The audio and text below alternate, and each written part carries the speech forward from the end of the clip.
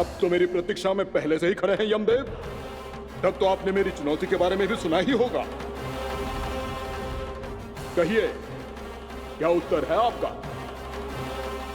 मेरा स्वागत करके अपना राज्य त्यागेंगे या मेरा सामना करके अपने प्राण? हे असुर श्रेष्ठ, मैं आपकी अधीनता स्वीकार करने के लिए तैयार हूं। बस एक विनती है मेरी। शर्त को विनती का नाम देकर बहलाना चाहते हो मुझे यमराज? असुर राज मूरा के सामने शर्त रख पाओ, इतना सामर्थ्य नहीं है तुम में। इसका आभास है मुझे असुरराज, पर मैं आपकी अधीनता स्वीकार करूं इससे पहले आपको स्वामी धर्म का पालन करना होगा। मेरे पुराने स्वामी के क्रोध से मेरी रक्षा करनी होगी आपको। कौन है तुम्हारा पुराना स्वामी? भगवान श्री नारायण। पर छोटी माँ, मूरासुर को तो श्री नारायण से भी रक्षा का वरदान प्राप्त था ना? यही तो श्री नारायण की लीला थी बलराम।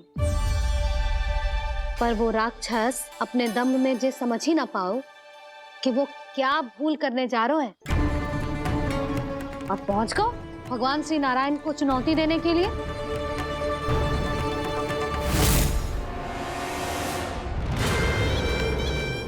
वहीं ठहर जाओ असुर राज मूरा।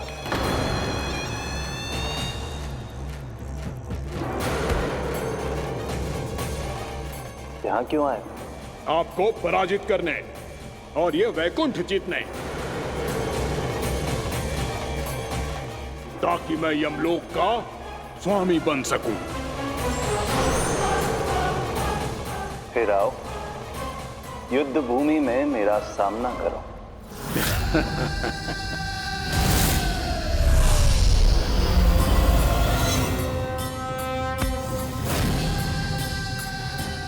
ये नहीं जानते कि इनसे ना हारने का वरदान तो मैं पहले ही प्राप्त कर चुका हूं। इसलिए युद्ध ठीक से आरंभ हो पाए उससे पहले ही इन्हें जीत लूंगा मैं।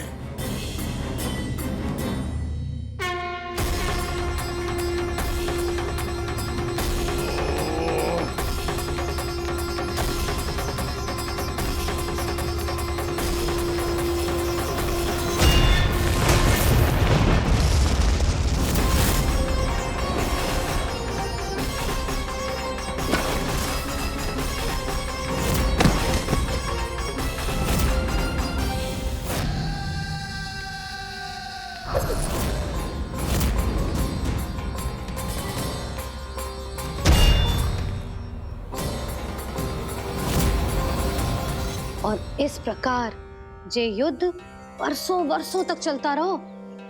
दोनों योद्धा पूरे ब्रह्मांड में अनेक अस्त्रों शस्त्रों के साथ युद्ध करते रहे।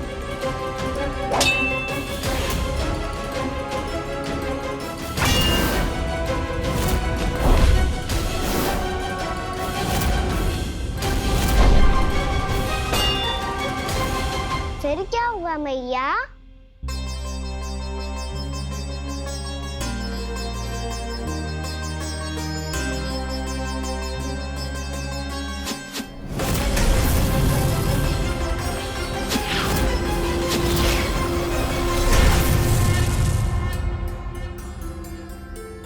उस युद्ध को कभी समाप्त हुआ हो, पर कैसे?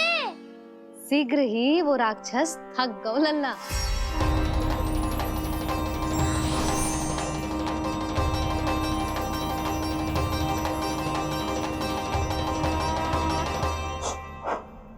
खड़े खड़े देख क्या रहे हैं नारायण? आक्रमण कीजिए, वध कर दीजिए मेरा।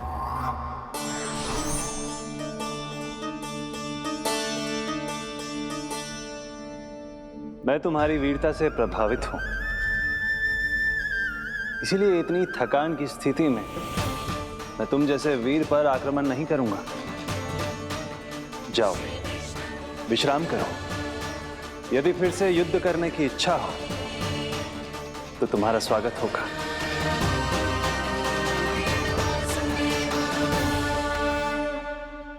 जे कह के श्री नारायण बद्रिका आश्रम चले गए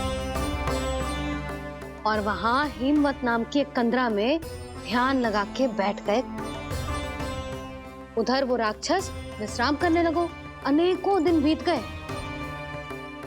और अब वो राक्षस मूरा फिर से स्वस्थ होके बलवान हो गया था। उसने अपनी सारी शक्ति फिर से प्राप्त कर ली थी। श्री नारायण ने उस पर दया करी थी, पर वो फिर से श्री नारायण को छलने को तैयार होगा।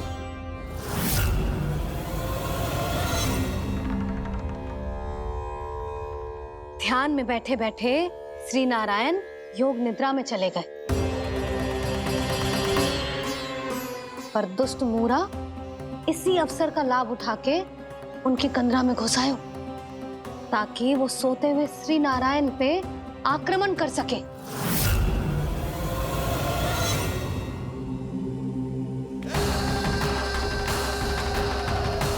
आज इस लंबे युद्ध को जीतकर अपने इस अंतिम शत्रु का भी अंत कर दूंगा मैं।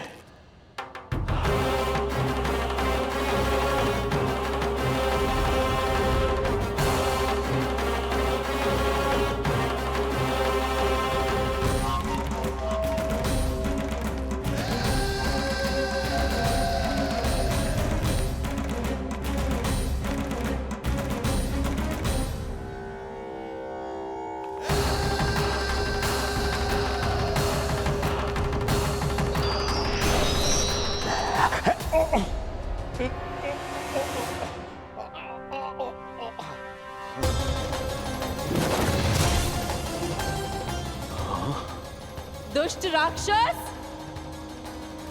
प्रभु ने तुझ पर दया की, तुझे संभलने का अवसर दिया। तू इन्हीं पर ही छल से वार करने चला है।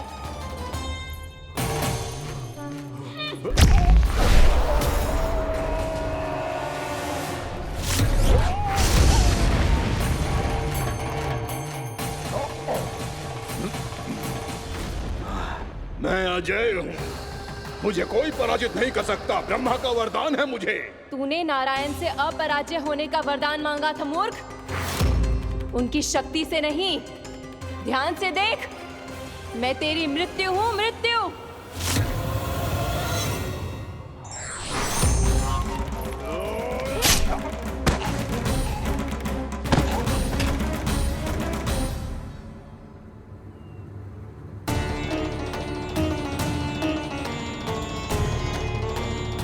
वो देवी कौन थी छोटी माँ?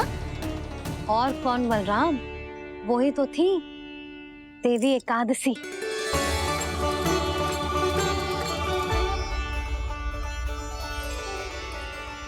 मुझे क्षमा कीजिए प्रभु, आपकी आज्ञा के बिना ही युद्ध करके आपके शत्रु को मृत्यु के घाट उतार दिया। क्षमा नहीं, आपकी तो प्रशंसा होनी चाहिए देवी। असुर राज को मारकर आपने सभी देवताओं को मुक्त करवाया है। इस पापी के अहंकार से तीनों लोकों की रक्षा की है आपने। आप एकादशी की तिथि पर मेरी एकादश इंद्रियों से उत्पन्न हुई हैं। इसीलिए मेरे सभी भक्त आपको उत्पन्न एकादशी के नाम से जानेंगे। सभी तिथियों में आपका स्थान सर्वश्रेष्ठ होगा। जिस तरह आपने राक्षस के आक्रमण से मेरी रक्षा की है, उसी प्रकार एकादशी के दिन व्रत करके जो भी भक्त आपकी कथा सुनेगा, मैं स्वयं उसकी रक्षा करूंगा। जो आपकी पूजा करेगा, उसे मेरी विशेष कृपा प्राप्त होगी, और उसके साथ साथ उसे मिलेगा धन, सिद्धि और मोक्ष।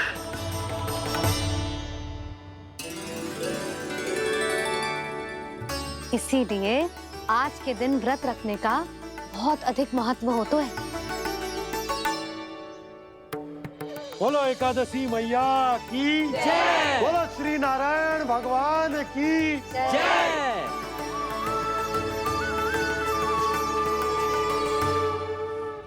प्रभु की कृपा से एकादशी का महत्व भी पता चल गो और मेरा व्रत भी सफल हो गो। अभी नहीं भूला रहा, एकादशी का व्रत पूरी तरह तभी सफल होता है जब द्वादशी के दिन उसे पूरा किया जाता है।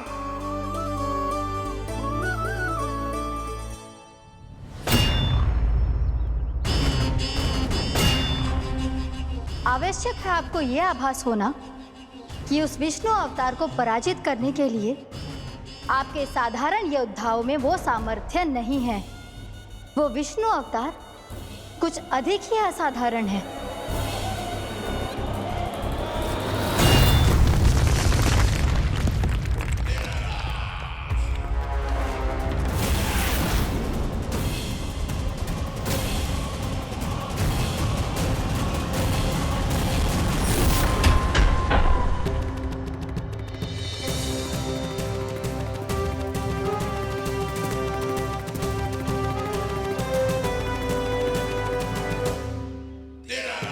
अब मैं दिखाऊंगा उस विष्णु अवतार को असाधारण शत्रु क्या होता है।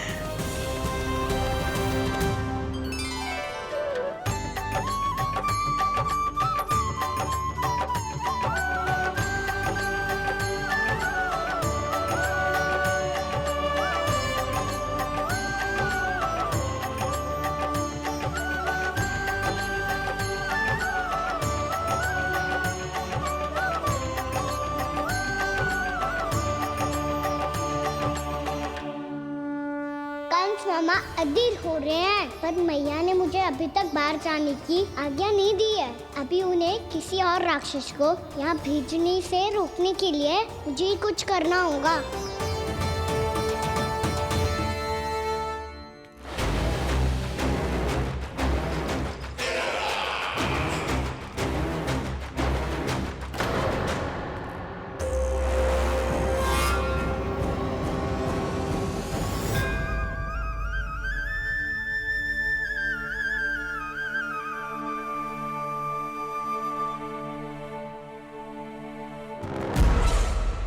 कौन हो तुम?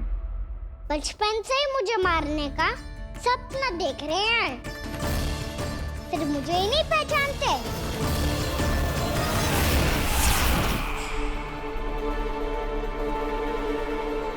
बचपन से विष्णु अवतार।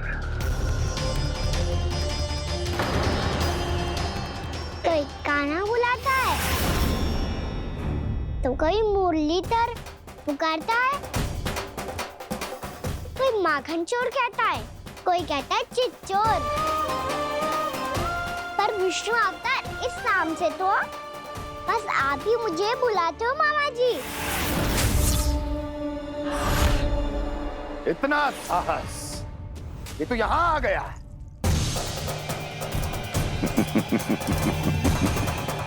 यहाँ आ तो गया तू विष्णु अवतार, किंतु यहाँ से जीवित नहीं जाएगा।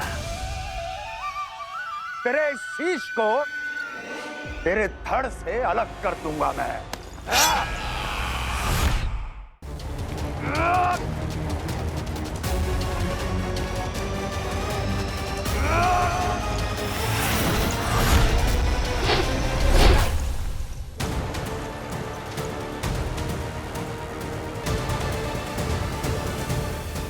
कहाँ देख रहे हो मामा जी?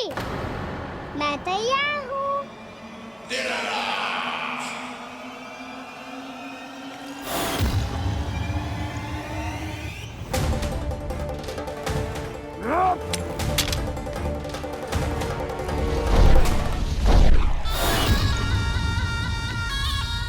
मामा जी, आप सदैव इसी तरह क्रोध में रहते हो क्या?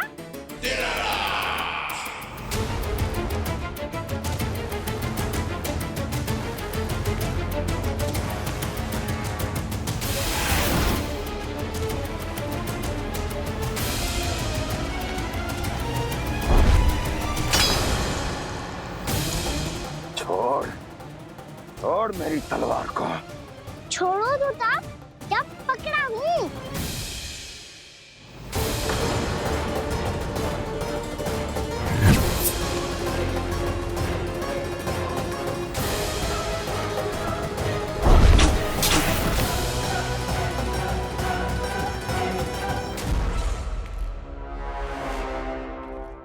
मामा जी,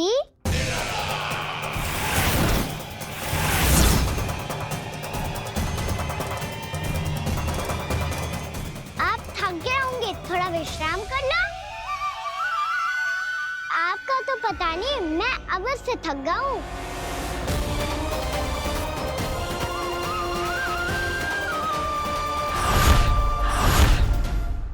मेरे सिंहासन पर बैठने का तू साहस? अभी तो बस अभ्यास कर रहा था मामा जी। भविष्य में मुझे तो बैठना है यहाँ। आपने बल प्रयोग करके से अपने पिताजी से छीना था। मैं आज छीन लूंगा। जो छल और बल से लिया जाए वो अधिक समय तक टिकता नहीं है मामा जी।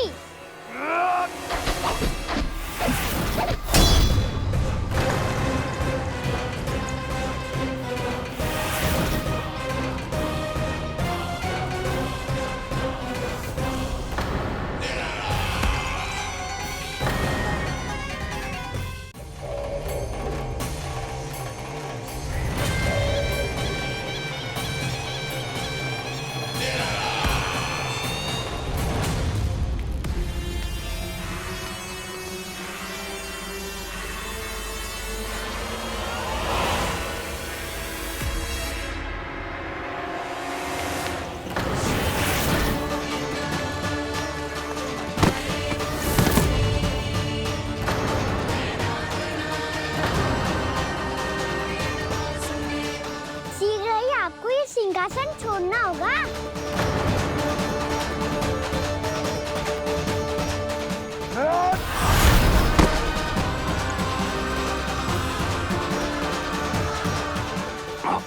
वो मेरा सिंहासन छीनना चाहता। वो आ रहा है, वो आ रहा है। सैनिकों!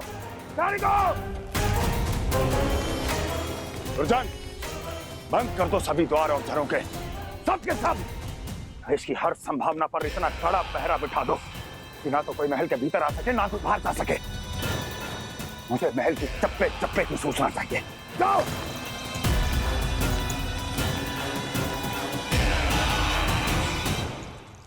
सिंहासन।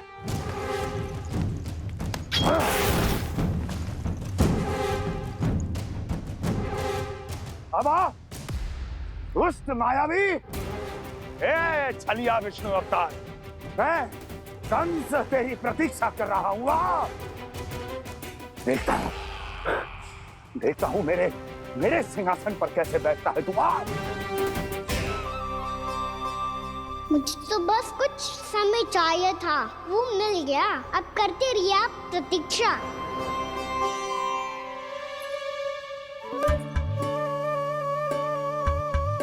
जी अपने आप से बातें क्यों कर रहे हैं जी?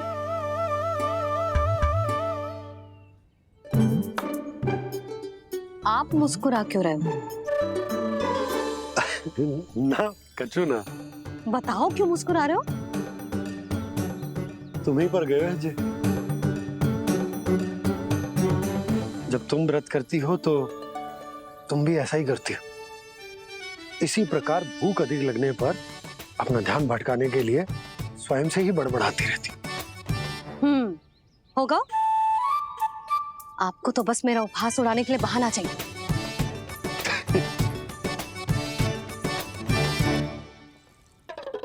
लल्ला, भूख लगी है? ना मैया, व्रत करे तो भूख कैसे लगेगी?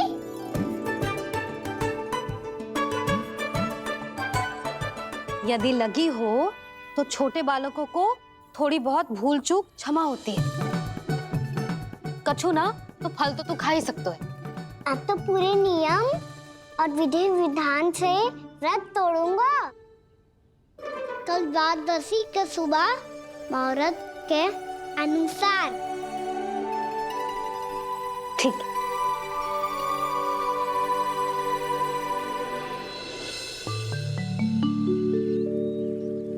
लल्ला, एकादशी समाप्त हो गई है, द्वादशी लग गई है। अब तू व्रत तोड़ सकते है। भोजन कर ले। ले।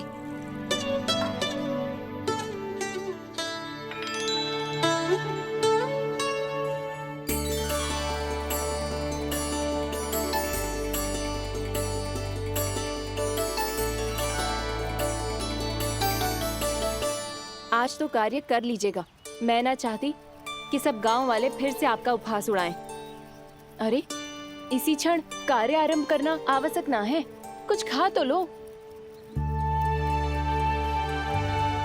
कल भी पूरे दिन व्रत में रहे, अब तो कुछ खा लो। ना ना, अभी बिल्कुल भूख ना है। और हाँ भगवान, तुम्हें चिंता करने की आवश्यकता नहीं है। आज मैं किसी को भी 2 शब्द कहने का अवसर नहीं दूंगा।